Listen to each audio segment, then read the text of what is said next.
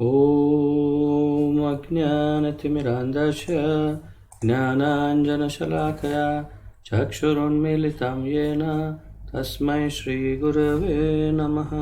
श्रीचैतन्यमनोभीष्टं स्थापितं येन भूतले स्वयं रूपकदा मह्यं ददाति स्वपदान्तिकं। वन्देऽहं श्रीगुरुः श्रीयुतपदकमलं श्रीगुरून् वैष्णवांश्च श्रीरूपं साग्रजातं सहगण रघुनाथान्वितं तं सजीवं साद्वैतं सावधूतं परिजनसहितं कृष्णचैतन्यदेवं श्रीराधाकृष्णपादान् सहगण ललिता श्रीविशाखान्वितांश्च। हे कृष्ण करुणा सिन्धु दीनबन्धो जगत्पते गोपेश गोपिकान्त राधाकान्त नमोऽस्तुते। तप्तकाञ्चन गौराङ्गी राधे वृन्दावनेश्वरी वृषभानुसुते देवी प्रणमामि हरिप्रिये। वाञ्छाकल्पतरुभ्यश्च कृपासिन्धुभ्य एव च पतितानां पावनेभ्यो वैष्णवेभ्यो नमो नमः। अनन्तकोटिवैष्णववृन्द की जय। नमः ओं विष्णुपादाय कृष्णप्रेष्ठाय भूतले श्रीमते जयपताका स्वामिन् इति नामिने। नमो आचार्यपादाय निताय कृपाप्रदायने गौरकथाधामदाय नगरग्रामतारिणे। नमः ओं विष्णुपादाय कृष्णप्रेष्ठाय भूतले श्रीमते भक्तिवेदान्त स्वामिन् इति नामिने। नमस्ते सारस्वते देवे गौरवाणी प्रचारिणे निर्विशेषशून्यवादी पाश्चात्यदेशतारिणे। जय श्री कृष्ण चैतन्य प्रभु नित्यानंद श्री अद्वैत गदाधर श्रीवासादि गौर भक्त वृंद। हरे कृष्णा कृष्ण कृष्ण हरे हरे हरे राम राम राम हरे हरे। हरे कृष्णा कृष्ण कृष्ण हरे हरे हरे राम राम राम हरे हरे। हरे कृष्णा कृष्ण कृष्ण हरे हरे हरे राम राम राम हरे हरे।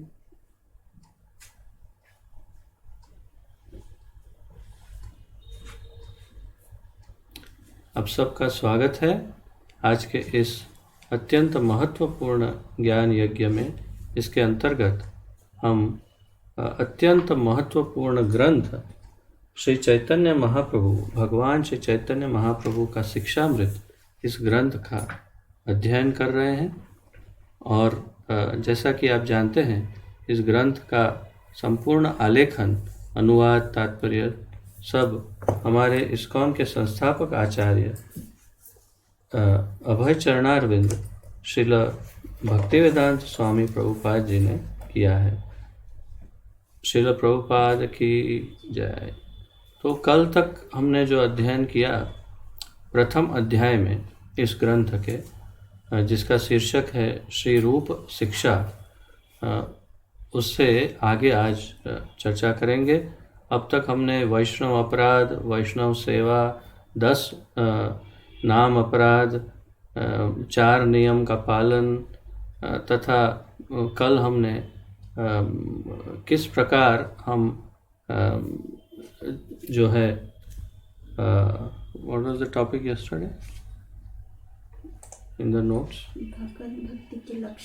भगवत भक्ति के लक्षण, भक्तिलता का किस प्रकार हम सिंचन कर सकते हैं वो सब हमने कल देखा था। भक्तिलता का आरक्षण कैसे करें, सिंचन कैसे करें, वो सब कल हम देख रहे थे। तो आज वहाँ से आगे बढ़ते हैं जहाँ पर कल हमने विराम लिया था।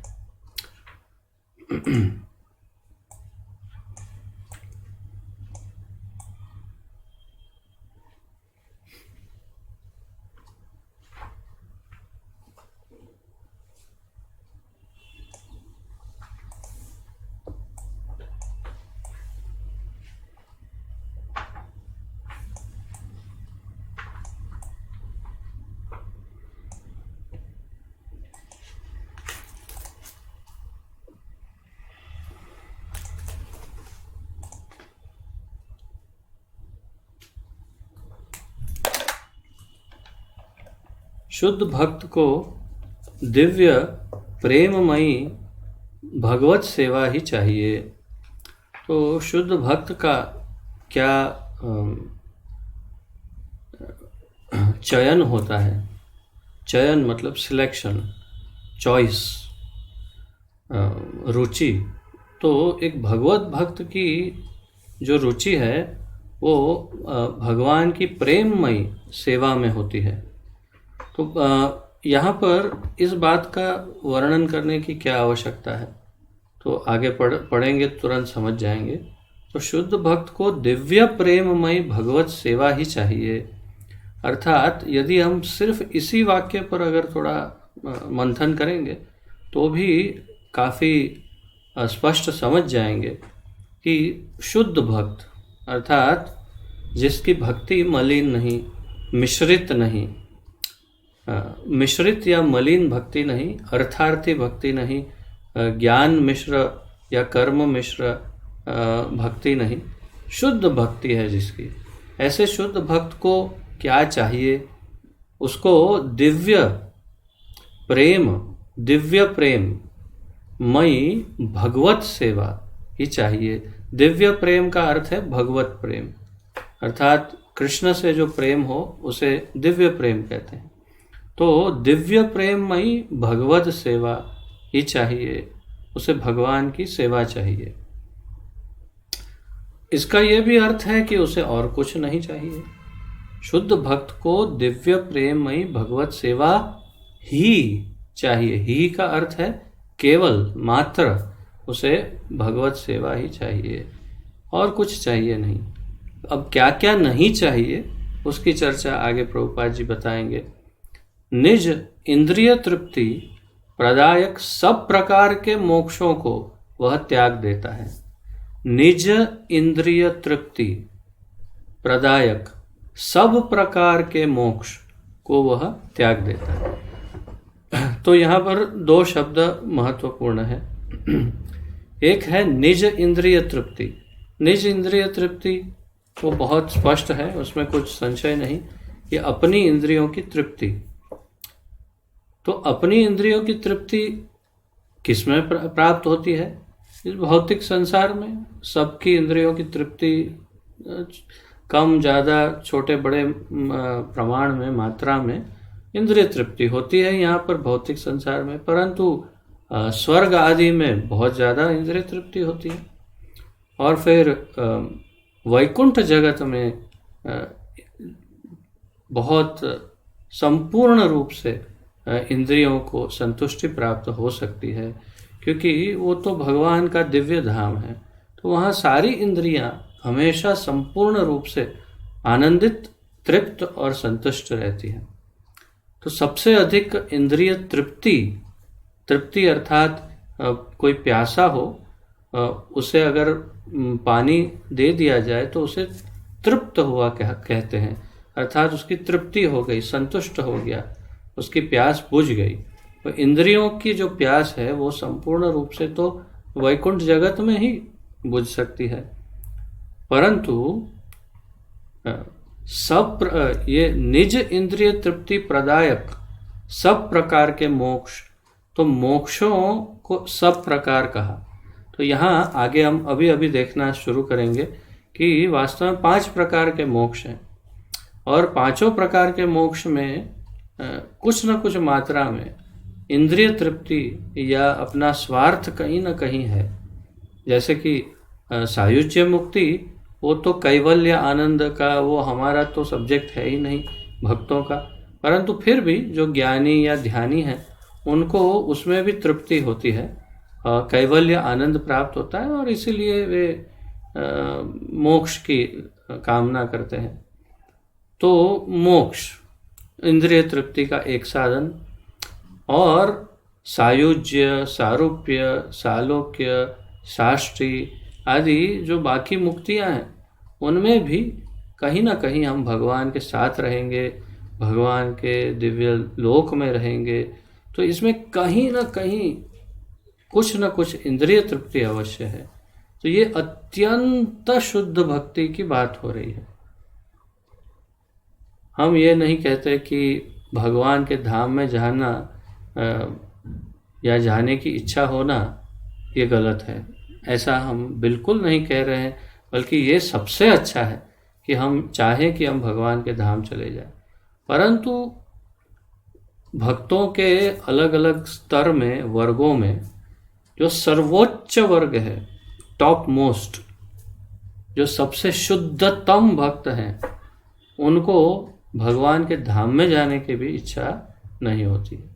उनकी इच्छा केवल एक ही मात्र होती है, और वो है भगवान के इंद्रियों की तृप्ति, या भगवान की प्रसन्नता, भगवान की संतुष्टि, भगवान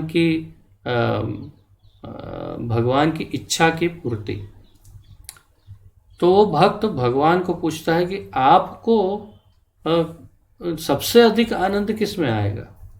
मैं आपके साथ आपके धाम में रहूं उसमें, या मैं इस पृथ्वी लोक पर या किसी अन्य पाताल लोक पर, नर्क लोक पर कहीं पर जाकर के प्रचार करूं, उसमें आपको ज़्यादा आनंद किस में आएगा?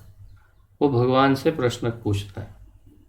भगवान यदि कह दे कि हाँ तुम मेरे धाम में आओ, मुझे अच्छा लगेगा, तो ठीक है चलते हैं।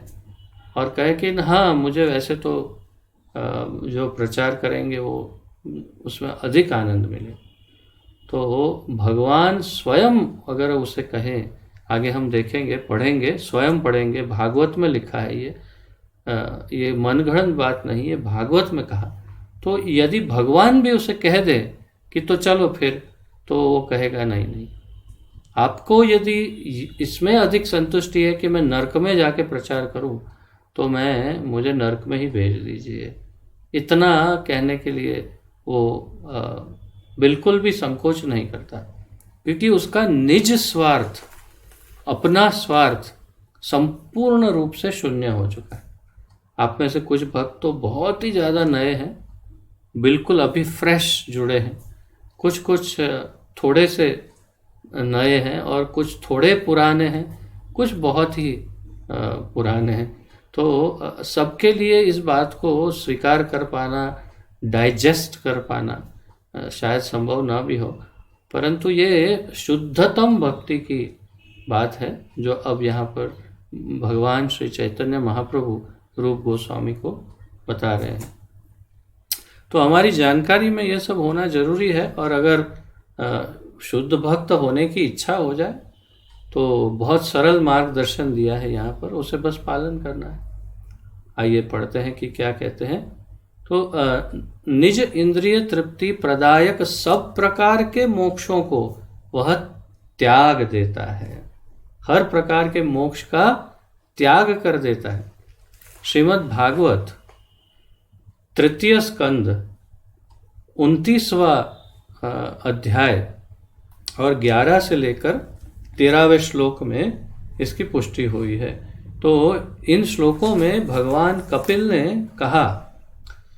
कहा है कि शुद्ध भक्त के कान में जैसे ही अंतर्यामी परम ईश्वर भगवान श्री कृष्ण की कीर्ति तथा दिव्य गुणावली प्रवेश करती है, तत्क्षण उसकी मनोवृत्ति प्रभु की ओर उसी प्रकार प्रवाहित होने लगती है जैसे गंगा जल समुद्र की ओर स्वाभाविक रूप से बहता है। भगवान श्री कृष्ण की सेवा में ऐसा स्वाभाविक आकर्षण शुद्ध भक्ति में सर्वप्रधान है। भगवान श्री कृष्ण की सेवा में ऐसा स्वाभाविक आकर्षण शुद्ध भक्ति में सर्वप्रधान है। भगवत भक्ति को शुद्ध तभी कहा जाता है जब हम प्राकृत बाधाओं से अप्रभावित रहकर निष्काम भाव से भगवत सेवा में संलग्न रहें। तो ये वाक्य अत्यंत महत्वपूर्ण।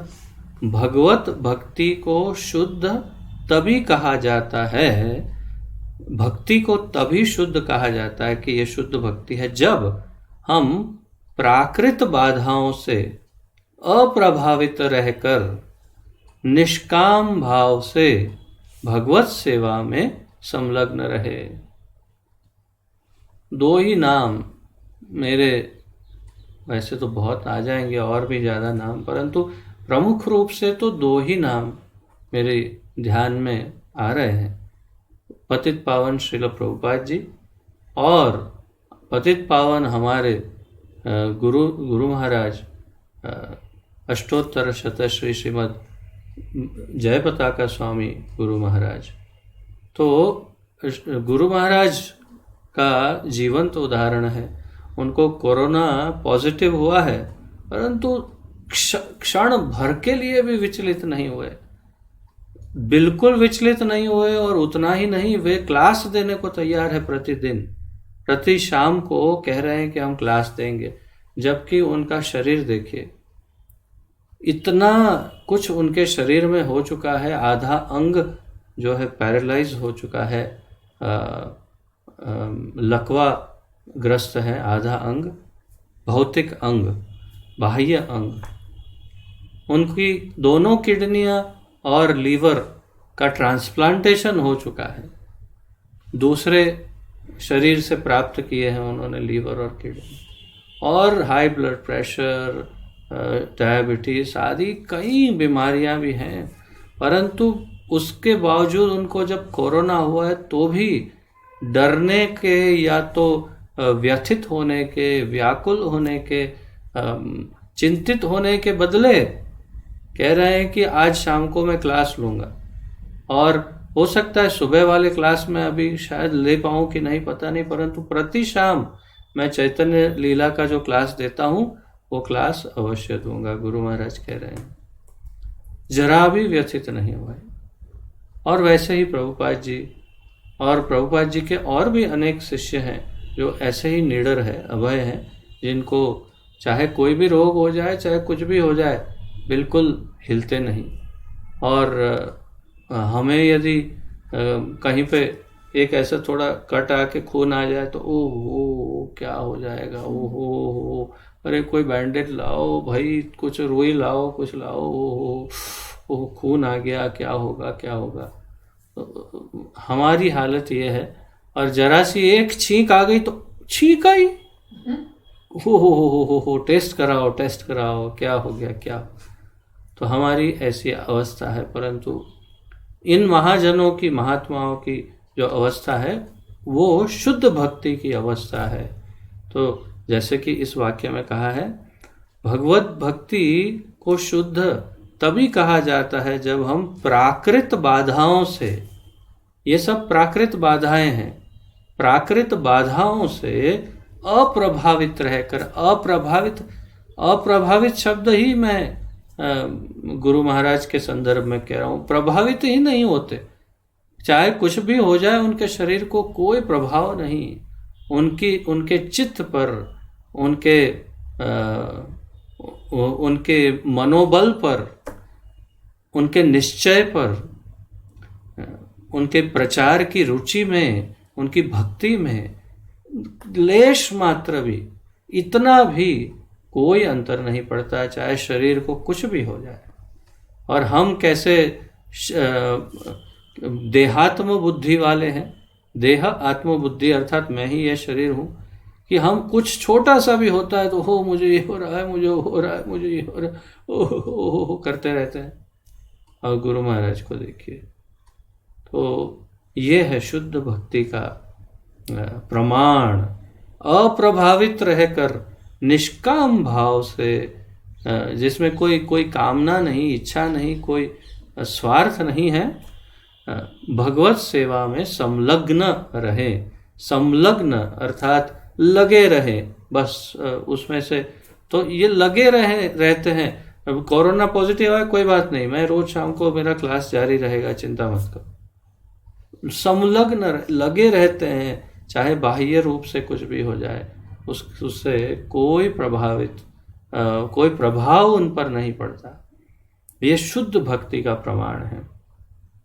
और जैसे मैंने पूर्व में कहा, प्रभुपाद जी के और भी शिष्य हैं जो इसी प्रकार बहुत ही अभय पूर्वक भक्ति में लगे हैं, प्रचार कार्य में, और ये सब शुद्ध भक्तों के प्रमाण हैं। शुद्ध भक्त, तो अब यहाँ पर और भी इसकी व्याख्या कर रहे हैं, परंतु पहले हम भागवत के उन श्लोकों को थोड़ा देख लेते हैं। तीसरे अध्याय के 29वें, क्षमा कीजिए, तीसरे स्कंद के 29वें अध्याय के 11, 12 और 13वें श्लोक को। मद्गुण श्रुति मात्रेण मयि सर्व गुहाशये मनोगतिरविच्छिन्ना यथा गंगाम भसो अम्बुधो। तो ये वही कहा जो जैसे गंगा समुद्र में चली जाती है उसी प्रकार। लक्षणम भक्ति योगस्य निर्गुणस्य युदात् हृतम अहैतुक्य व्यवहिता या भक्ति ही पुरुषोत्तम तमे। इसका अनुवाद है, जब मनुष्य का मन प्रत्येक व्यक्ति के हृदय के भीतर वास करने वाले भगवान के दिव्य नाम तथा गुणों के श्रवण की ओर तुरंत आकृष्ट हो जाता है। जब मनुष्य का मन प्रत्येक व्यक्ति के हृदय के भीतर वास करने वाले अर्थात परमात्मा रूप में सबके हृदय के अंदर वास करने वाले भगवान के दिव्य नाम तथा गुण के श्रवण की ओर तुरंत आकृष्ट हो जाता है। जब भी मतलब उदाहरण कि आप कहीं जा रहे हैं बाहर और कोई फिल्म का गाना बजता है तो है कितना बढ़िया गाना है, मज़ा आ गया, एकदम से आनंदित हो जाते हैं। और दूसरी अवस्था कि आप कहीं बाहर जा रहे हैं और किसी ने हरी हरी बोल राधे श्याम ऐसा बोल दिया तो अरे भगवान का नाम ले रहा है कोई, और एकदम से सारे कार्य रोक करके बिल्कुल उसके पीछे पीछे जाने लग जाए। तो कहीं हरि कीर्तन सुन रहे हैं तो भागे भागे चले जाते हैं, एकदम आनंद हो जाता है। तो जहाँ पर भी हरि कथा हरि कीर्तन हरि नाम सुनाई दे वहाँ पर अत्यंत आकर्षित हो करके उसे आनंद प्राप्त होने लग जाए। तो उस अवस्था की बात यहाँ की है इस श्लोक में कि जब मनुष्य का मन प्रत्येक व्यक्ति के हृदय के भीतर वास करने वाले भगवान के दिव्य नाम तथा गुणों के श्रवण की ओर तुरंत आकृष्ट हो जाता है तो निर्गुण भक्ति का प्राकट्य होता है। निर्गुण भक्ति अर्थात जिसमें भक्ति में गुण नहीं, अर्थात कोई स्वार्थ नहीं, कोई दोष नहीं, ऐसी निर्गुण भक्ति। निर्गुण का अर्थ है दोष रहित। तो दोष रहित, स्वार्थ रहित, ज्ञान मिश्र, कर्म मिश्र ऐसी नहीं, स्वार्थी भक्ति नहीं, निस्वार्थ भक्ति का उदय होता है, प्राकट्य होता है। जिस प्रकार गंगा का पानी स्वभावतः समुद्र की ओर बहता है, तो गंगा चाहे कहीं भी बहे पूरे भारत में, अंत तो गत्वा वो समुद्र में ही जा मिलती है माता गंगा, ये उनका स्वभाव है। तो वो पूरे भारत में घुमा लो लेकिन वो वहीं पर आकर्षित होती है। तो ये जैसे गंगा का पानी स्वभावतः समुद्र की ओर बहता है, उसी प्रकार ऐसा भक्तिमय आह्लाद बिना रोक टोक के परमेश्वर की ओर प्रवाहित होता है। तो ऐसा आनंद उस शुद्ध भक्त को प्राप्त होता है कि वो बिना किसी भी कोई रोक नहीं सकता, तो स्वाभाविक रूप से भगवान की ओर आकर्षित हो जाता है। और फिर जो 13वां श्लोक है वो उसकी चर्चा यहाँ आगे हम करने वाले हैं, उससे पहले ये श्लोक देख लेते हैं। सालोक्य साष्टि सामीप्य सारूप्यैकत्वमप्युत दीयमानं न गृह्णन्ति विना मत्सेवनं जनाः। सालोक्य सामीप्य साष्टि क्षमा कीजिए, सालोक्य साष्टि सामीप्य सारूप्य एकत्वम अप्युत दीयमानं न गृह्णन्ति विना मत सेवनम जनाः। इसका अनुवाद किया है, शुद्ध भक्त सालोक्य साष्टि सामीप्य सारूप्य या एकत्व में से किसी प्रकार का मोक्ष स्वीकार नहीं करते। शुद्ध भक्त ये जितनी बताई सालोक्य साष्टि सामीप्य सारूप्य या एकत्व, ये पांचों में से किसी प्रकार का मोक्ष स्वीकार नहीं करते, भले ही ये भगवान द्वारा क्यों न दिया जा रहा हो। स्वयं भगवान अगर ये मोक्ष दे रहे हैं तो भी वो जो भक्त है, शुद्ध भक्त, वो इस मोक्ष को स्वीकार नहीं करते। अब इससे अधिक क्या कहें, भगवान स्वयं मोक्ष दे रहे हैं और वो उसे अस्वीकार कर रहे हैं। ये शुद्ध भक्त का लक्षण है, ये मूर्ख का लक्षण नहीं। हमें लगेगा कि ये तो मूर्ख है ना, कि भगवान कुछ दे रहे हैं और चाहिए नहीं।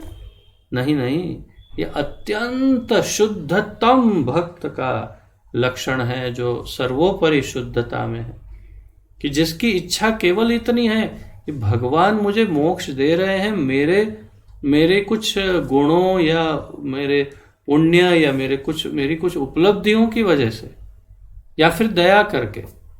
परंतु भगवान को क्या प्रसन्न करेगा वो पहले पूछता है। भगवान कहेंगे नहीं, मुझे इससे ज़्यादा वो प्रसन्न करेगा कि तुम प्रीचिंग करो। हाँ, तो फिर मुझे मोक्ष नहीं चाहिए, हो गया, मोक्ष कैंसल, या फिर किसी और को दे दो, मुझे मोक्ष नहीं चाहिए, मुझे चाहिए आपका प्रीचिंग, आपका प्रचार करना, जिससे कि ये पतित जीव जितने भी हैं अन्य योनियों में, वो सब ये दुखित अवस्था से उबर सके और आपके धाम वापस जा करके आपकी सेवा कर सके। तो मुझे तो वही चाहिए जिसमें आपको आनंद प्राप्त हो। चाहे आप मुझे नरक में भेजो, स्वर्ग में भेजो, अपने धाम ले जाओ, पृथ्वी पे रखो, कहीं भी रखो, परंतु आपको प्रसन्नता हो, ऐसी अवस्था में मुझे रखिए। यही मेरी सर्वोपरि इच्छा है। मेरी इच्छा ये नहीं कि मुझे मोक्ष चाहिए, मेरी इच्छा ये है कि आप प्रसन्न होने चाहिए। ये है एक शुद्ध भक्त का लक्षण। तो ये अत्यंत महत्वपूर्ण है गुण, और इसी का यहाँ पर आगे वर्णन कर रहे हैं महाप्रभु। कह रहे हैं शुद्ध भक्त सालोक्य अर्थात सलोक, सालोक्य अर्थात उसी लोक में साथ में रहना, भगवान के समान लोक या भगवान के लोक में ही रहना उनके साथ।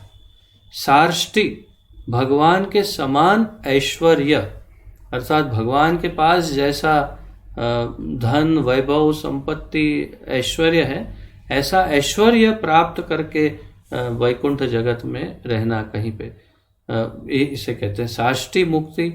सारूप्य भगवान के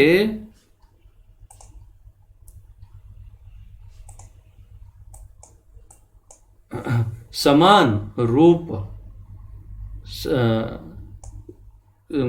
सारूप्य, सारूप्य, सारूप्य, रूप अर्थात भगवान का रूप, सा मतलब उनके जैसा, तो सारूप्य मतलब भगवान जैसा रूप प्राप्त करना। तो हमें कई कथाओं से ये बहुत स्पष्ट है कि जो वैकुंठ जगत है, गोलोक में नहीं, गोलोक धाम में ऐसा नहीं है, परंतु वैकुंठ जगत में कई जगहों पे जो भगवान के सेवक हैं, जो उनके दास हैं, नित्य सिद्ध दास, जो उनके हमेशा उनके साथ रहते हैं उनकी सेवा में, उनके स्वरूप बिल्कुल भगवान के जैसे ही हैं, बिल्कुल सेम टू सेम भगवान जैसे दिखते हैं। ऐसा कहते हैं कि एक या दो अंतर होते हैं उनमें, जैसे कि श्री वत्स चिन्ह अर्थात लक्ष्मी जी के का चिन्ह उनके छाती पर जो है, वो वक्षस्थल पर, जैसे कौस्तुभ मणि तो वो जो धारण करते हैं वो, और वैजयंती माला, तो ऐसे एक दो तीन डिफरेंस हैं। अगर इतना ज्ञान नहीं तो अगर साथ में खड़े हों तो कोई पहचान नहीं पाएगा कि इसमें से ओरिजिनल नारायण कौन है। सभी चतुर्भुज, सभी के हाथ में शंख चक्र गदा पद्म, सभी के कलर एक जैसा, सबके धोती का कलर एक जैसा, सब सेम टू सेम दिखते हैं, बिल्कुल नारायण एकदम। परंतु बस ये चिन्ह जो है वत्स, श्री वत्स चिन्ह, कौस्तुभ मणि आदि अगर ये ना हो तो पता नहीं चलेगा कि इसमें से नारायण कौन है और उनके सेवक कौन है। तात्पर्य क्या है? इसे कहते हैं सारूप्य मुक्ति। तो अजामिल की कथा में भी, भागवत में हम देखते हैं कि उन्हें जो नारायण दूत बचाने के लिए आए तो वो बिल्कुल सेम टू सेम नारायण जैसे चतुर्भुज दिखते थे। तो नारायण के साथ उनके जैसा रूप धारण करके उनके साथ रहना, यह है सारूप्य मुक्ति। सामीप्य, भगवान के समीप निवास करना, तो यह है गोलोक धाम में हम सामीप्य मुक्ति प्राप्त कर सकते हैं, जिसमें हम भगवान के साथ सदैव गोलोक धाम में उनके साथ रह सकते हैं। यह सामीप्य मुक्ति। अथवा सायुज्य, भगवान में लीन हो जाना, जिसे मोक्ष कहते हैं, और जिसकी कामना भक्त तो कभी नहीं करते, बाकी चार की कामना शायद कर भी ले, परंतु सायुज्य मुक्ति कभी नहीं चाहते, क्योंकि वो भगवान का जो बाह्य तेज है, जिसे ब्रह्म ज्योति कहते हैं, उसमें ब्रह्मलीन हो जाता है। उसी ब्रह्म ज्योति में वो जाके फ्रीज हो जाता है। जैसे मैंने पूर्व के ग्रंथ अध्ययन में कई बार कहा आपको कि वो हरा तोता हरे पेड़ में जाके जैसे बैठ जाता है, परंतु तोता पेड़ नहीं बन जाता।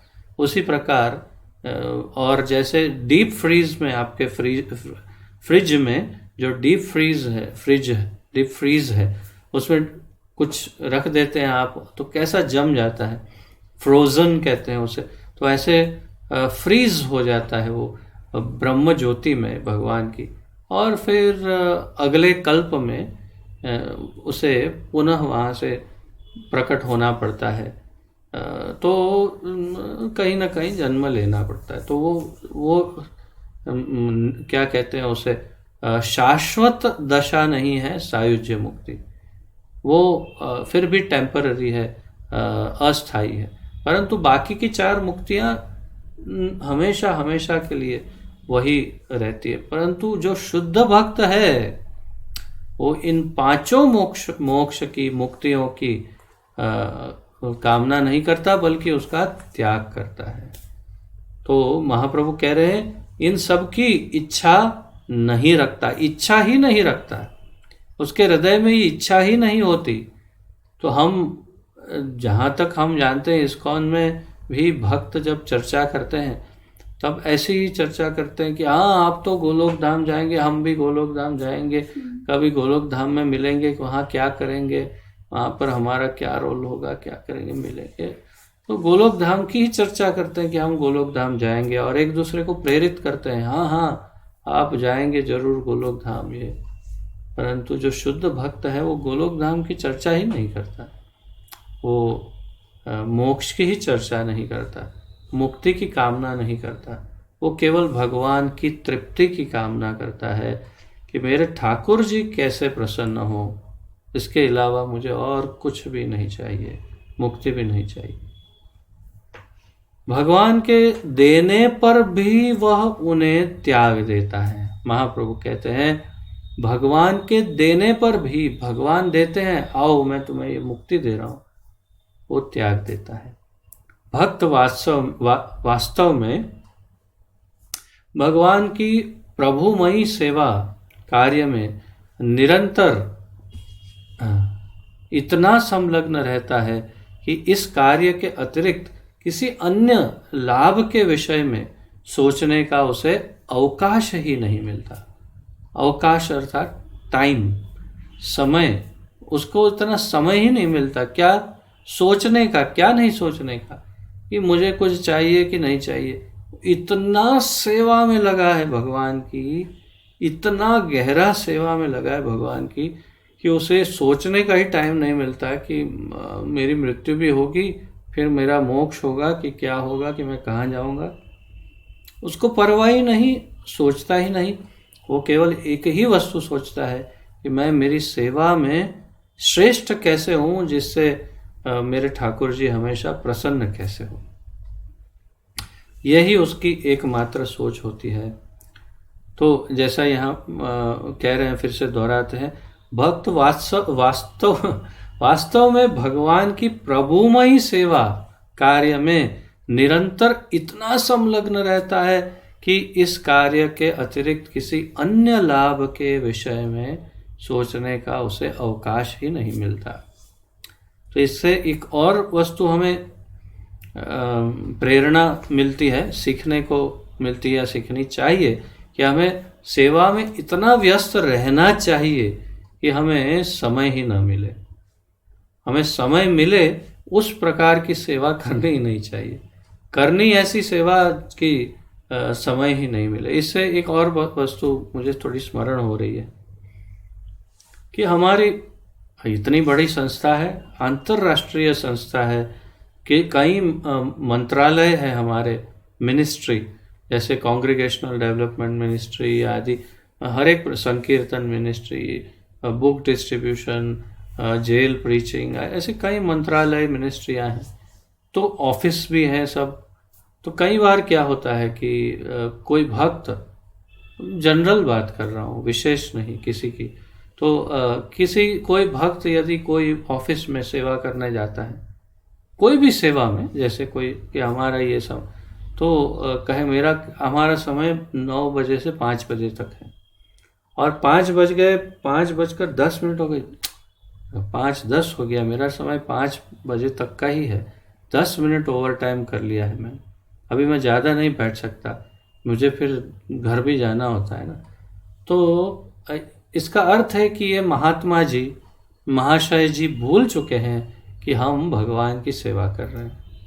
वे इसे भौतिक जगत की नौकरी ही समझ रहे हैं और वो भौतिक जगत में ही हैं और उन्हें फल मिलेगा भी नहीं भक्ति का, क्योंकि वो भौतिक दृष्टिकोण से ये सेवा कर रहे हैं, आमदनी ले रहे हैं, सैलरी ले रहे हैं और सोच रहे हैं मैं 9 to 5 जॉब कर रहा हूँ। और ये नौकरी करते करते मेरा समय, मुझे क्या मिल रहा है, कितना पगार थोड़ा बढ़ा कि नहीं बढ़ा, कि मुझे सुविधा क्या मिल रही है, तो समाप्त। फिर हम भक्ति में बिल्कुल भी नहीं हैं। भक्ति में है उसका अर्थ क्या है? 0 to 0 जॉब आवर्स, अर्थात रात्रि को 12 बजे से लेकर रात्रि को 12 बजे तक का हमारा समय है, अर्थात कि 24 घंटा हम सेवा में हैं, 24 घंटा 7 दिन 12 महीना आजीवन, आखिरी सांस तक। जैसे प्रभुपाद जी को आपने, मुझे आशा है आपने देखा होगा ये वीडियो, जिसमें प्रभुपाद जी अंतिम दिनों में है, बिल्कुल अंतिम दिनों में, शरीर में मांस है ही नहीं, संपूर्ण रूप से शरीर सूख चुका है, शरीर को उठा ही नहीं सकते, हिला नहीं सकते अपने हाथ पे, परंतु फिर भी मुख चला रहे हैं और श्रीमद् भागवत का अनुवाद कर रहे हैं उस अवस्था में। और उनके भक्त रिकॉर्डर मुंह के पास रख के रिकॉर्डिंग कर रहे हैं कि भागवत का अनुवाद प्रभुपाद कर। प्रभुपाद जी उन अंतिम दिनों तक उनका जॉब, उनकी जो जॉब है वो चालू थी, उनकी सेवा, क्योंकि ये सेवा है और सेवा के लिए ना कोई आमदनी की आवश्यकता है और न समय की आवश्यकता है। सेवा सतत निरंतर 24 घंटे 12 महीना चालू रहनी चाहिए। अगर हम इसे नौकरी की तरह लेंगे तो 0 फल प्राप्त होगा, हमारी भक्ति संपूर्ण रूप से व्यर्थ हो जाएगी। तो इसलिए सेवा में कभी समय नहीं देखना चाहिए। जब सेवा कर रहे हैं तो बल्कि ऐसी सेवा करनी चाहिए कि जो हमेशा ही निरंतर चलती रहे। अवकाश मिला नहीं, समय मिला नहीं कि माया ने पकड़ा नहीं, बस ये एकदम निश्चित है। कृष्ण भूलिया जीव भोग वांछा करे, पाशे ते माया तारे जापटिया धरे। तो प्रभुपाद जी कहते थे कृष्ण भूलिया जीव, कृष्ण को जैसे ही जीव भूल गया, अवकाश मिला, हाँ अब मुझे थोड़ा समय मिला है, तो वो तुरंत ही भोग वांछा करता है।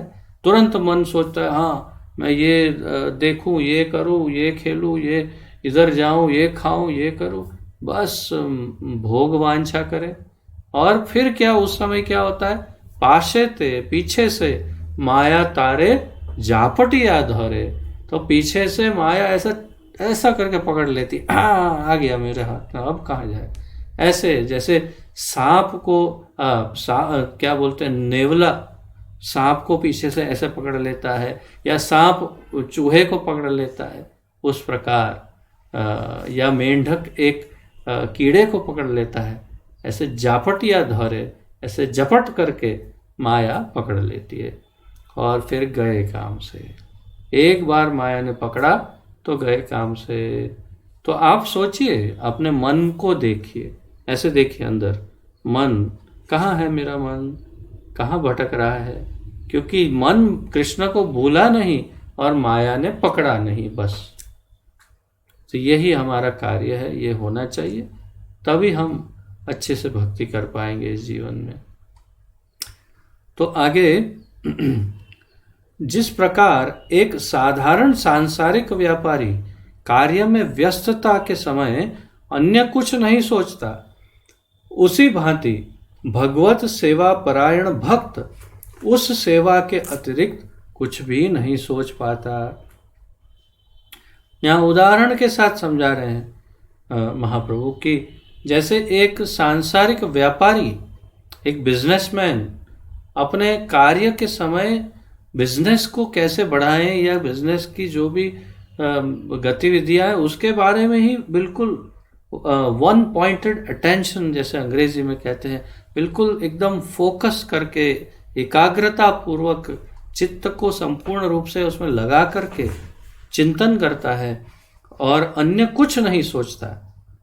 उसी प्रकार भगवद सेवा परायण, अर्थात कि जो भगवान की सेवा को समर्पित है, ऐसा भक्त उस सेवा के अतिरिक्त कुछ भी नहीं सोच पाता।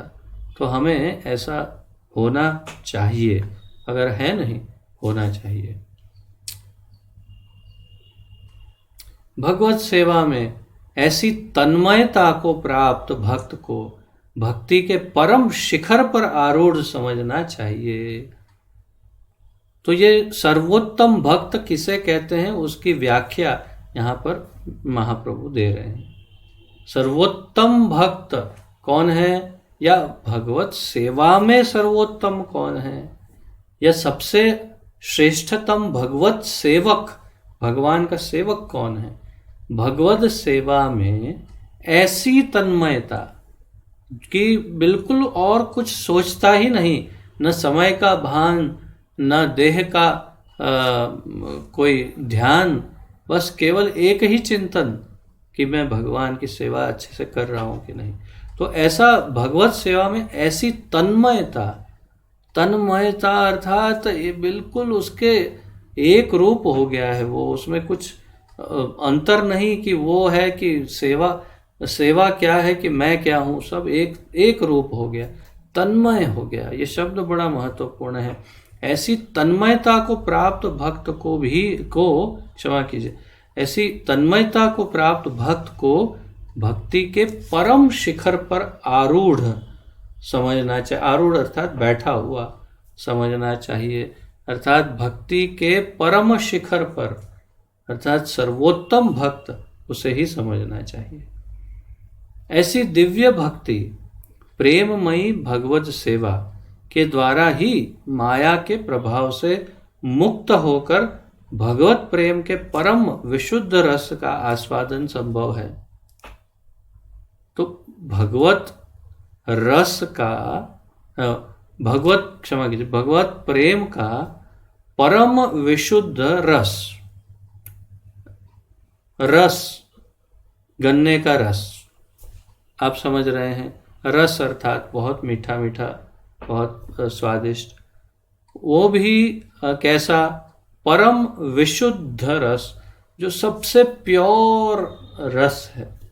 और वो भी कैसा, भगवद प्रेम का रस, भगवान के प्रेम का रस, जो भगवान के प्रेम का परम विशुद्ध रस है, उसका आस्वादन करना हो अगर, अर्थात भगवान के प्रेम को संपूर्ण रूप से चखना हो, तो ऐसी दिव्य भक्ति के द्वारा ही माया के प्रभाव से मुक्त होकर भगवत प्रेम का ये रस का आस्वादन संभव है। अर्थात कि माया के प्रभाव से मुक्त होना पड़ेगा। वो कैसे हो पाएगा? जब ऐसी सेवा में लगेंगे तब। तो सार क्या है? सार है कि भगवान की प्रेममय निरंतर सेवा में लगना आवश्यक है, परम आवश्यक है हमारे लिए। तो आप में से लगभग सबका ही ये प्रश्न होगा ही कि प्रभु जी आपने तो सब छोड़ दिया, बैठ गए, हम ऐसे करेंगे तो कैसे चलेगा? हमारा तो व्यवसाय है, हमारी जिम्मेदारियां हैं, हम घर द्वार सब चलाते हैं, कैसे करेंगे? तो इसका उत्तर बहुत सरल है। हमारे इस भारतवर्ष में ऐसे अनेक भक्त हुए हैं जो घर गृहस्थी में ऐसे रचे पचे थे सामान्य व्यक्ति की तरह, परंतु भक्ति के परम शिखर पर आरूढ़ ऐसे शुद्ध भक्त थे। तो सभी गृहस्थ, कितने सारे गृहस्थ भक्त जो अपना अपना कार्य कर रहे हैं, परंतु कार्य करते करते भजन कर रहे हैं और प्रचार भी कर रहे हैं। तो ये बिल्कुल संभव है कि आप अपना कार्य कर ही इसलिए रहे हो कि भगवान प्रसन्न हो। आप जो काज कर रहे हो उसको करते रहो, बस केवल ध्यान ये रहे कि मैं ये कार्य भगवान की संतुष्टि के लिए कर रहा हूँ। श्री कृष्णार्पणम। मैं ये जो काम कर रहा हूँ ये श्री कृष्णार्पणम, मैंने ये भगवान को अर्पण कर दिया। ये मेरा कार्य, मेरा काज भगवान को अर्पण। और मैं इसमें से जो आमदनी कमा रहा हूँ, जो धन आ रहा है, वो मेरे परिवार को पालने में कर रहा हूँ, इसलिए ताकि वो सब भक्त बन जाए। अगर भक्त हैं तो भक्तों का पालन पोषण हो, इसीलिए कर रहा हूँ।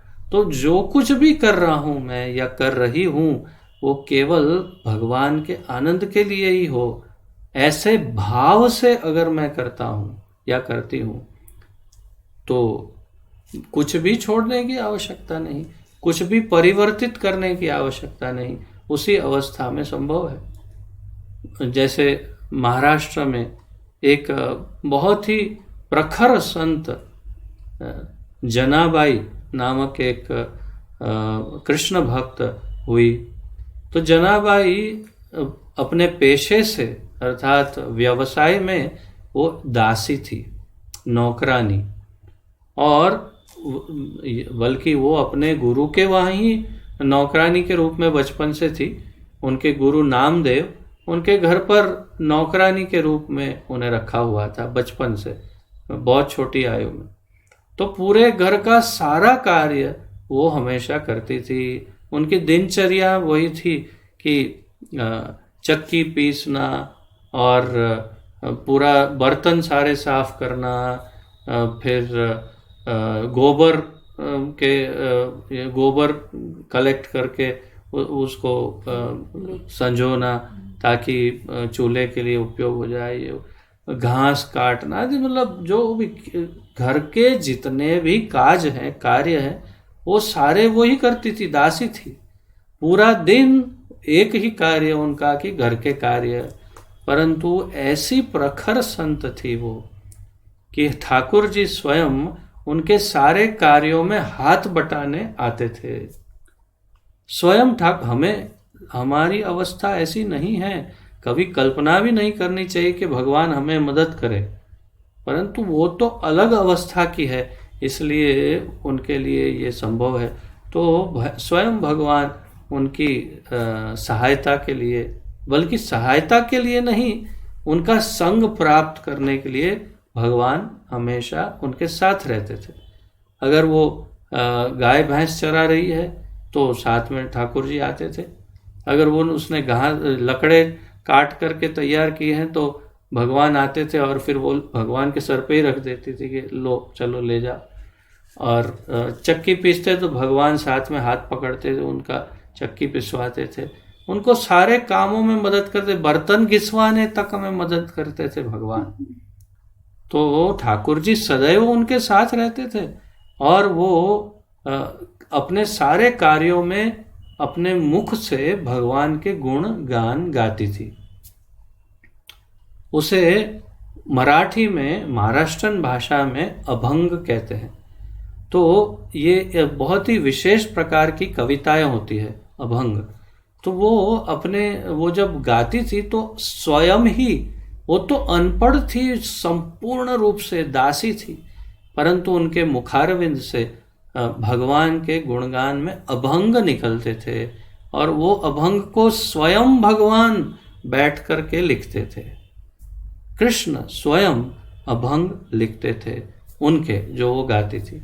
इतना इतना अंतरंग घनिष्ठ उनका संबंध था। और उनकी एक बार परीक्षा हुई कि किस प्रकार, ऐसे तो कई परीक्षाएं हुई, परंतु एक बार संत कबीर और नामदेव, क्षमा कीजिए, ज्ञानेश्वर, संत ज्ञानेश्वर और कबीर, उन लोगों ने सोचा कि ये कौन है जनाबाई, एक बार जाके दर्शन करते हैं। तो एक बार गए उनके गांव में कि चलो देखें कौन है भाई ये जनाबाई, सुना है दासी है परंतु भगवान उनके साथ रहते हैं। तो उनकी थोड़ी परख करने के लिए वहाँ पहुँच गए। वहाँ पर उन्होंने गोबर के वो क्या कहते हैं, रोटियां या क्या बोलते हैं उसे, छाना, वो तो गुजराती में कहते हैं छाना। तो गोबर को लीप के उन्होंने कुछ वो बनाए थे उसके, और वहाँ रखे थे सुखाने के लिए। और यहाँ ब्रज में शायद उसे कंडे कहते हैं, समथिंग लाइक दैट। तो वो सुखाने के लिए रखा था उन्होंने, और वहाँ पर किसी और औरत ने भी अपना रखा हुआ था गोबर वहाँ पर। तो ये दोनों के बीच में झगड़ा हो गया। उन्होंने कहा कि ये तो मेरे हैं, और वो भाई आके बोलने लगी यार ये तो मेरे हैं, तुम्हारे नहीं हैं। और उसी समय ज्ञानेश्वर और कबीर जी वहाँ पहुँचे तो उन्होंने देखा कि ये झगड़ा कर रही है, कौन है ये औरत। लोगों ने कहा यही तो जनाबाई है। बोला अच्छा ये ऐसा झगड़ा करती है, ऐसा एकदम क्या कहते हैं देशी स्टाइल में, फ्री स्टाइल झगड़ा करती है ये, अरे ये ऐसी भक्त कैसे हो सकती है। तो उन्होंने रोका, रोको रोको रोको रोको रोको, तुम इतना इनके साथ झगड़ा कर रही हो किस बात पे। तो बोले हाँ ये मेरा गोबर है ना, ये सब वो बोल रही है, ये देखो ना कि मेरा है मेरा। बोले तो तुम कैसे बोल सकती हो कि ये तुम्हारा है, वो हो सकता है वो उसका हो। तो जनाबाई ने जवाब दिया मैं क्यों, आप भी बोल सकते हैं कि ये मेरा है कि उसका है। ऐसा कैसे। बोले हाँ कोई भी गोबर को जो भी वो बनाए हुए उसके रोटियां मैं कहूँगा, तो वो जो रोटी जैसा जो बनाते हैं वो गोबर को आप उठाओ सूखे हुए, और उसे उठा के कान पे लगाओ और आप समझ जाओगे कि ये मेरा है या उसका है। तो संत कबीर ने उठाया, जब कान पे लगाया तो उसमें से आवाज आई विट्ठल विट्ठल विट्ठल विट्ठल विट्ठल विट्ठल। तो वो इतनी ओत प्रोत थी भगवान में, इतनी तन्मय थी भगवान में कि उसके रोम रोम से भगवान का नाम प्रकट होता था। उतना ही नहीं, जो भी वस्तु को वो स्पर्श करती थी उसमें भी भगवान का नाम समाहित हो जाता था। इतनी तन्मयता थी ठाकुर जी में। और तब कबीर जी सीधे फ्लैट उनके चरणों पे दंडवत प्रणाम किए कि आपकी भक्ति सच्ची है, आप सचमुच शुद्ध भक्त हैं। तो ये है तन्मयता जो हम किसी भी अवस्था में प्राप्त कर सकते हैं। आवश्यक नहीं कि सब छोड़ करके किसी आश्रम, मठ या किसी धाम में जाके बैठ जाएं। आप जो भी कार्य कर रहे हैं उसमें भी चित्त में, हृदय में ठाकुर जी को बिठा के उनकी सेवा समझ करके सब कार्य करिए, तो बाकी का सब सिंपल हो जाएगा और आपकी भक्ति सिद्ध हो सकती है। तो आपने प्रश्न पूछा नहीं, मैंने ही पूछ लिया आपका प्रश्न और मैंने ही जवाब आपको देने का प्रयास किया है। तो भगवत सेवा में ऐसी तन्मयता को प्राप्त भक्त को भक्ति के परम शिखर पर आरूढ़ समझना चाहिए। ऐसी दिव्य भक्ति के द्वारा ही माया के प्रभाव से मुक्त होकर भगवत प्रेम के परम विशुद्ध रस का आस्वादन संभव है। जब तक भक्ति मुक्ति की वासना रूपी मायावी पिशाचियां हृदय में बैठी हैं, तब तक कोई भी भक्ति जनित परम दिव्य प्रेममयी भगवत सेवा का रसास्वादन नहीं कर सकता। जब तक भक्ति मुक्ति की वासना रूपी मायावी पिशाचियां हृदय में बैठी है, अगर कोई भी ऐसी कोई भी कामना, किसी भी प्रकार की इच्छा हृदय में है, तो भक्ति सेटल नहीं होगी। अर्थात तब तक कोई भी भक्ति जनित परम दिव्य प्रेममय भगवत सेवा का रसास्वादन नहीं कर सकता। तो भगवान की, हमें तो किसी को भी शायद, मुझे तो कम से कम, आपको हो सकता है, परंतु मुझे तो अभी कोई ऐसा रसास्वादन नहीं हो रहा। क्यों नहीं हो रहा?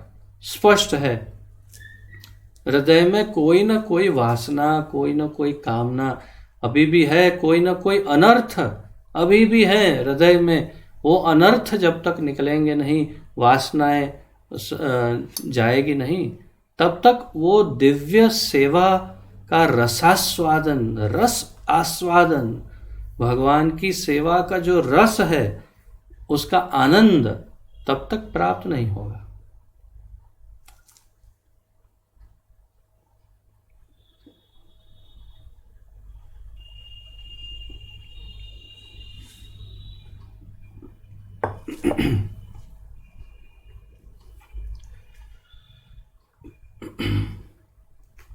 भगवत भक्ति की 3 श्रेणियां हैं।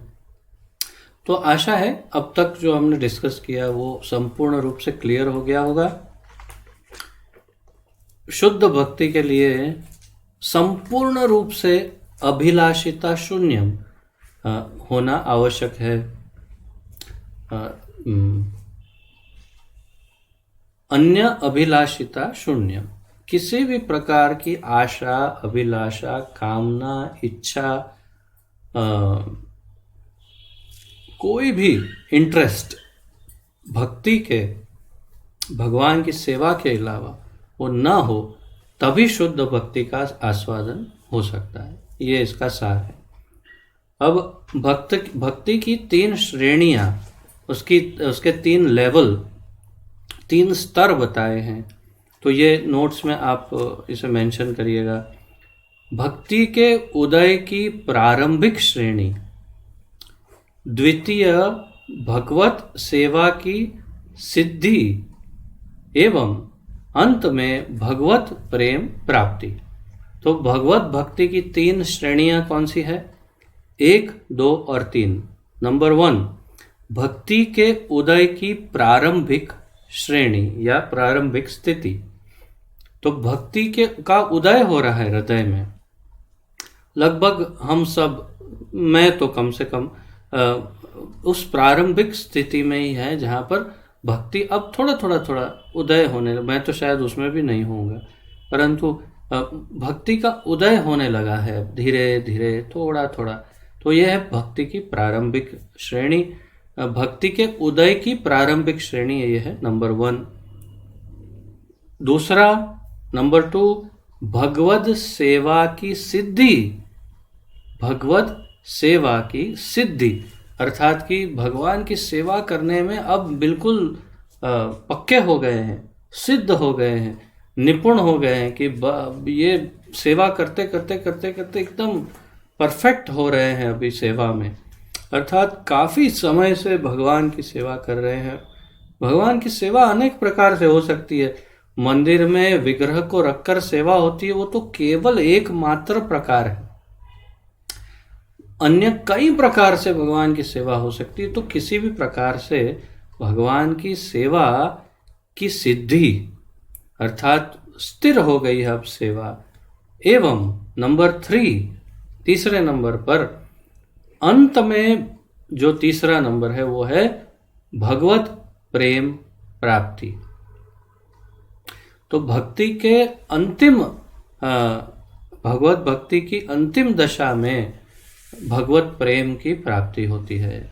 तो भगवान के प्रेम की प्राप्ति अंतिम दशा में होती है। भक्ति की अंतिम दशा है ये, जिसमें भगवान के प्रेम की प्राप्ति होती है। इसे और काफ़ी ज़्यादा विस्तार से बताएंगे, जैसे मैं कल आपको बता भी रहा था कि अब थोड़ा कॉम्प्लिकेटेड डिस्कशन शुरू होगा। जो हमने भक्ति रसामृत सिंधु में बहुत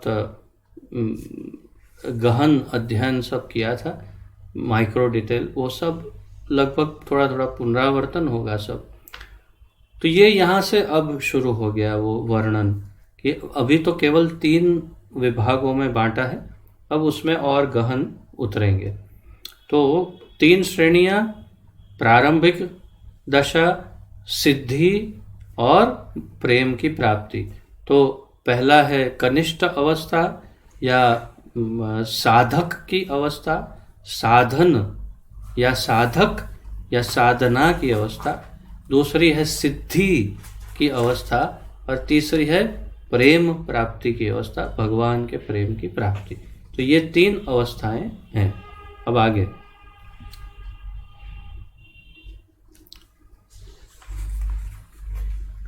भगवत भक्ति के उदय की विधियां 9 हैं। भगवत भक्ति के उदय की विधियां 9 है। तो प्रारंभ में जो भगवत भक्ति की शुरुआत होने के लिए क्या जरूरी है, प्रारंभ कैसे हो। चलो आपने समझा दिया 3 श्रेणियां हैं, लेकिन स्टार्टिंग कैसे होगा, इसकी चाबी कहाँ लगाएं भाई, वो तो बताओ। तो कैसे चाबी लगाना है, इग्निशन कैसे देना है, वो यहाँ से पता चल रहा है कि भगवत भक्ति के उदय की विधियों की 9 विधियां हैं। 9 प्रकार की भक्ति की विधियां हैं।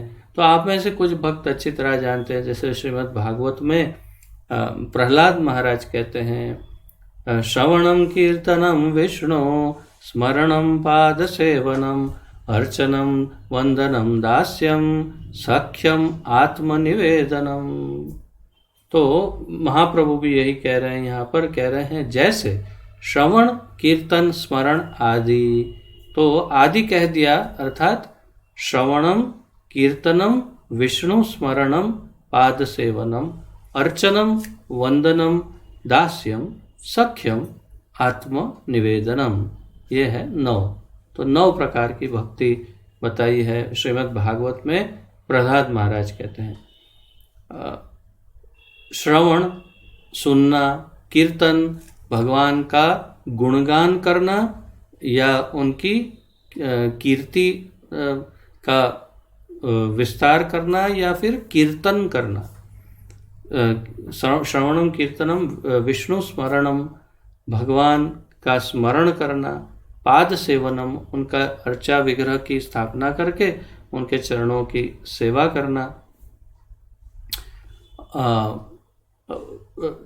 विष्णु वंदनम माने अर्चनम, वंदनम दास्यम। तो अर्चना करना, वही श्री विग्रह की स्थापना हो, फिर उनकी अर्चना हो, अर्चन पद्धति से, अर्चन दीपिका जो ग्रंथ है उसमें से सीख करके, या ब्राह्मण जैसे करते हैं, अर्चन दीपिका से मार्गदर्शन प्राप्त करके विधिवत उनकी अर्चना हो। फिर अर्चनम, वंदनम, तो उनकी वंदना करना, प्रार्थनाएं अर्पण करना इत्यादि। दास्यम, तो फिर ये जो क्या कहते हैं रस हैं, संबंध रस, उनमें से दास्य सख्य ये सब रस आप जानते हैं।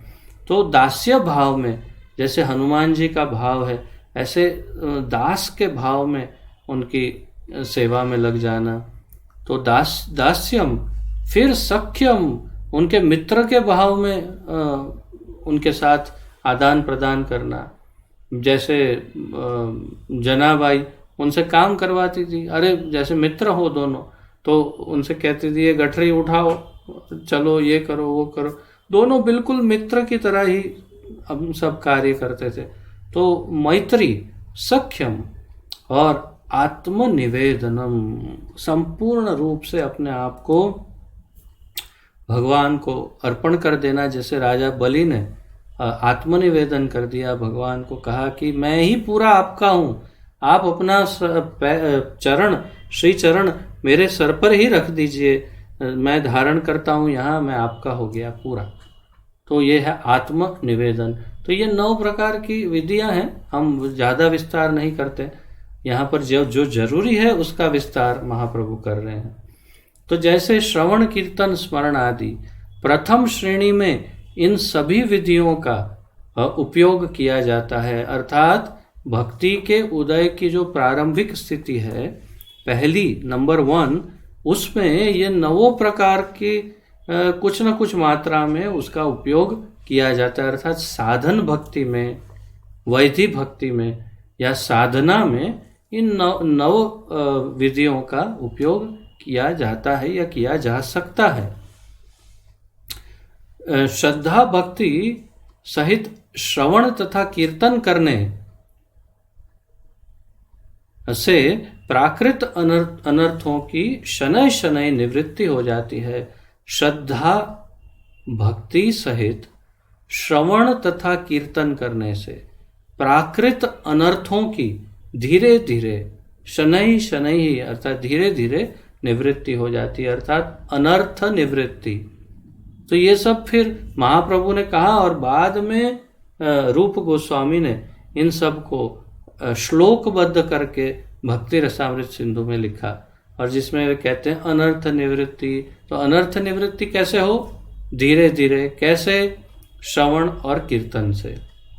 जब हम हरि नाम संकीर्तन करते हैं या भगवान की कीर्ति अर्थात प्रचार करते हैं, उनका गुणगान करते हैं, भगवत गीता भागवत आदि, और श्रवण सुनते हैं, जैसे अभी आप लोग श्रवण कर रहे हैं, तो जब श्रवण करते हैं भगवान का गुणगान, तो इन दोनों से धीरे धीरे धीरे हृदय के अंदर जो कई कई जन्मों जन्मांतर का मैल जमा है वो धुल जाता है। विद्युन होती, तो हृदय में बैठ के वो धो देते हैं भगवान के गुणगान और नाम, और हृदय निर्मल होता है, और फिर धीरे धीरे अनर्थों की निवृत्ति होती है। अर्थात हमारे जीवन में जो अत्यंत दुष्ट कामनाएं, इच्छाएं, वासनाएं हैं, उनसे हम निवृत्त हो सकते हैं। किससे? श्रवण से और कीर्तन से। दोनों सबसे प्रधान हैं, दोनों अत्यंत महत्वपूर्ण है, दोनों ही करना है हमें हरि नाम जप करना है। जप थोड़ा सा उच्च स्वर में किया जाता है, थोड़ा सा उच्च स्वर में। क्यों जप उच्च स्वर से करते हैं? प्रभुपाद जी कहते हैं इससे त्रिधा भक्ति होती है। श्रवण, कीर्तन और स्मरण, ये तीनों उसमें हो जाता है। जब हम जप करते हैं उच्च स्वर से तो हमारे कान सुनते हैं, तो श्रवण अपने आप हो जाता है, और मुंह बोलता है तो कीर्तन हो जाता है, और भगवान को याद करके ही जप करते हैं क्योंकि उनका नाम जप कर रहे हैं, तो स्मरण भी हो जाता है।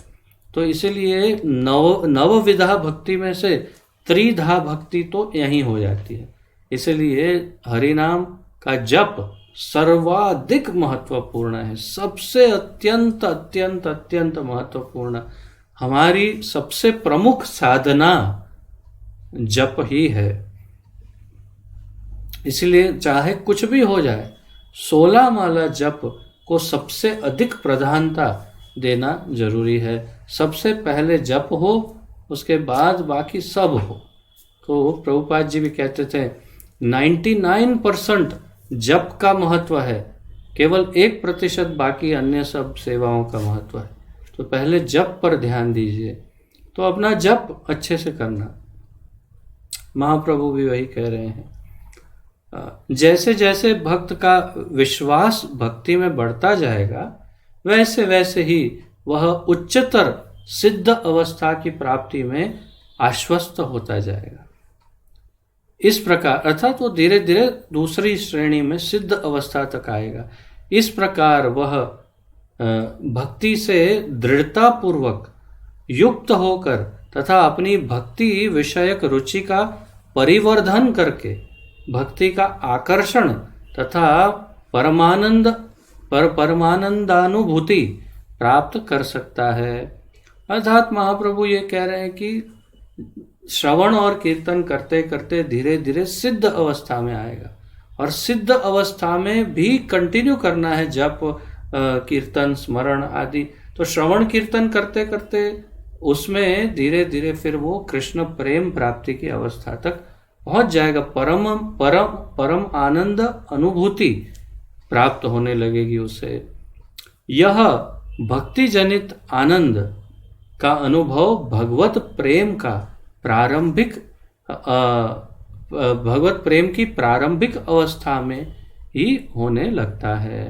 अर्थात ये जो अवस्था है जिसमें धीरे धीरे धीरे स्वाद आने लगता है, सेवा में अत्यंत आनंद प्राप्त होता है, सेवा में वो भगवान के प्रेम की प्राप्ति की शुरुआत है, प्रारंभ हो गया। तो कैसे साधन अवस्था से सिद्ध अवस्था से भगवत प्रेम प्राप्ति की अवस्था तक पहुंचना है, उसका यहाँ पर पूरा वर्णन महाप्रभु संक्षिप्त में कर रहे हैं। तो यह भक्ति जनित आनंद का अनुभव भगवत प्रेम की प्रारंभिक अवस्था में ही होने लगता है।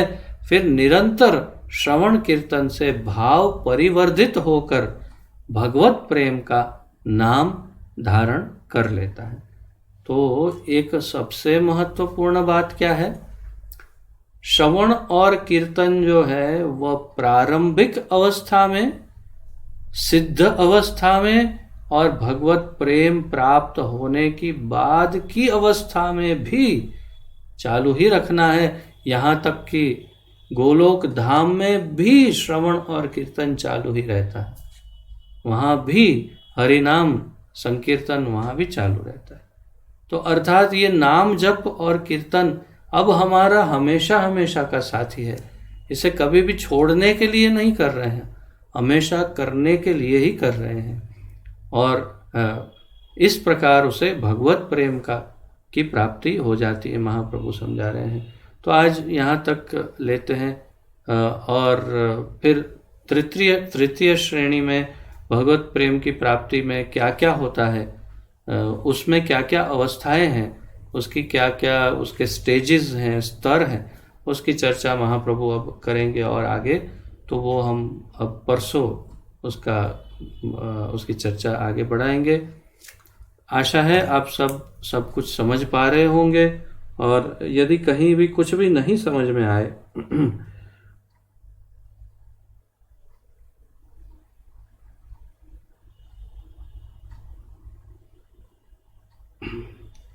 तो आप मुझे पूछ सकते हैं।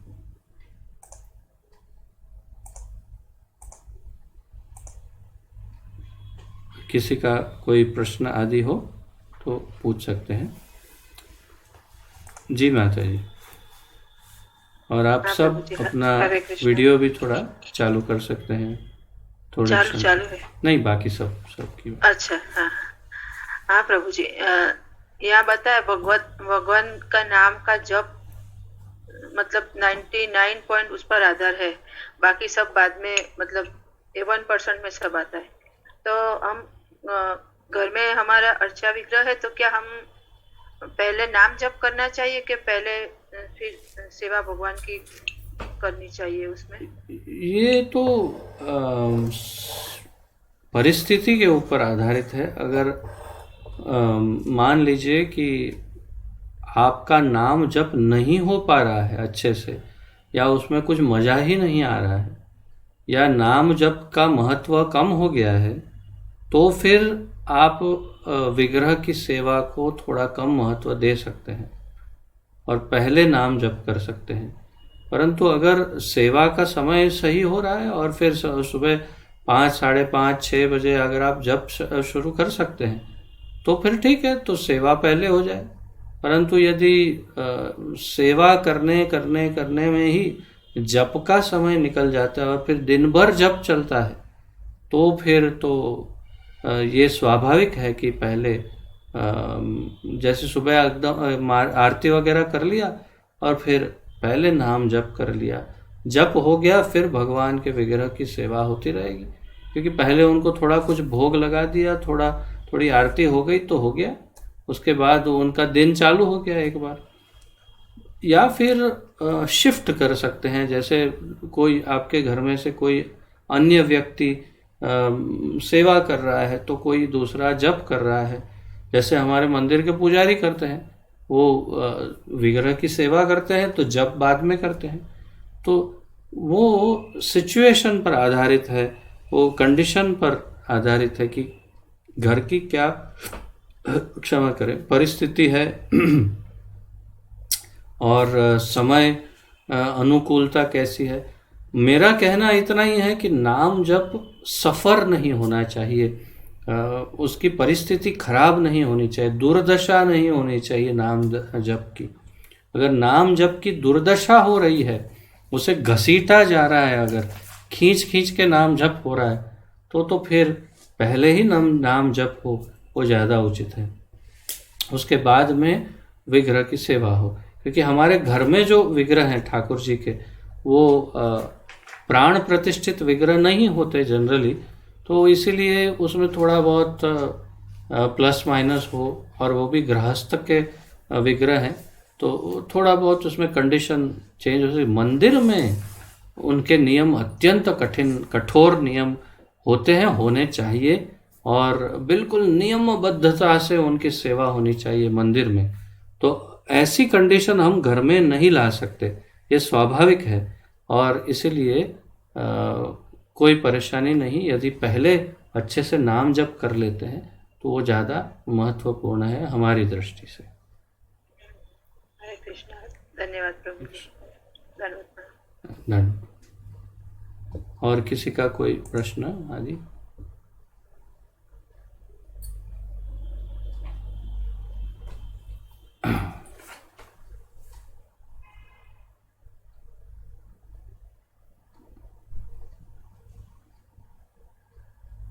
हाँ, अक्षय प्रभु, अभी वो हाथ दिखाई दिया। हरे कृष्ण। प्रभु जी, जैसे आपने कहा कि जो मुक्ति है, मुक्ति के बाद जो वैकुंठ धाम है, उसमें हम अक्सर सुनते हैं कि जो धाम में प्रवेश करता है तो उसका चतुर्भुज नारायण हो जाता है। लेकिन आपने ये पॉइंट बताया कि वैकुंठ में ऐसा होता है, लेकिन भगवत धाम में ऐसा नहीं होता है। तो भगवत धाम में कैसा उसका रूप होता है? आपको पता नहीं था क्या ये? आपको ऐसा लगता था कि गोलोक में जो जाएगा सब कृष्ण हो जाएगा? मतलब चतुर्भुज नारायण वैसा सुनते थे। तो चतुर्भुज नारायण गोलोक में क्या करेगा? गोलोक, ये जो यहाँ वृंदावन है, यहाँ के वृंदावन में जो था वही का वही गोलोक में है। जैसा यहाँ कृष्ण है वैसा वहाँ है, जैसे यहाँ ग्वाल बाल है वैसे वहाँ है, जैसी यहाँ गोपियाँ हैं वैसी वहाँ है, जैसे गाय बछड़े यहाँ हैं वैसे वहाँ है, जैसा गोवर्धन जैसी यमुना वैसा वहाँ है, कोई अंतर नहीं है। तो फिर वहाँ चतुर्भुज क्या करेगा? वहाँ पर चतुर्भुज की कोई आवश्यकता नहीं। वहाँ किसी को भी चार भुजा नहीं, सबको दो भुजा ही है। जैसे यहाँ है सब के सब वैसे ही वहाँ गोलोक में है। और इसलिए गोलोक धाम में सारूप्य मुक्ति नहीं मिलती। सारूप्य मुक्ति चाहिए तो वैकुंठ में जाना होगा नारायण बन के। ठीक है जी प्रभु। और किसी का कोई प्रश्न आदि?